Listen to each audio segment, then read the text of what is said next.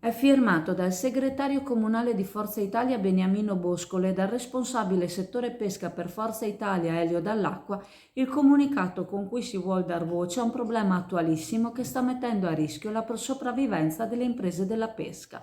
Le nuove disposizioni che riguardano il regolamento dell'Unione Europea 1241 del 2019 non sembra siano state pubblicizzate a sufficienza e ciò è aggravato dall'assenza di un quadro normativo attuativo chiaro e da una coerente interpretazione della norma.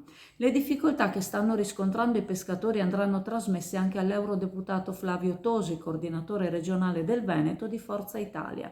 Elio Dall'Acqua conferma che fino ad ora i pescatori hanno dato per scontato di lavorare in modo corretto, con attrezzature regolari, e questo in quanto le nuove disposizioni non sono state pubblicizzate in modo adeguato e sono mancate le riunioni di confronto sul tema. Quest'anno sono però partite le sanzioni con multe fino a 2.000 euro, punti sottratti alle licenze di pesca e conseguenti perdita di agevolazioni, oltre a sequestri amministrativi. Si tratta di discrepanze che spesso si misurano in differenze di millimetri nella misura delle maglie delle reti o negli avansacchi tra ciò che è consentito e ciò che non lo è, il tutto corredato dalla buona fede. Forza Italia ha quindi informato il sindaco, che ha anche la delega alla pesca, Mauro Armelau, al fine di organizzare un incontro per chiarire le norme e la loro corretta applicazione in modo univoco.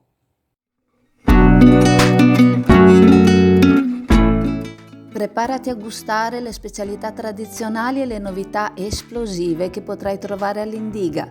Gelato artigianale anche per l'asporto, per gustarlo in compagnia dove vuoi tu. All'Indiga il gelato da passeggio più gustoso, in cono, coppetta o con lo stecco.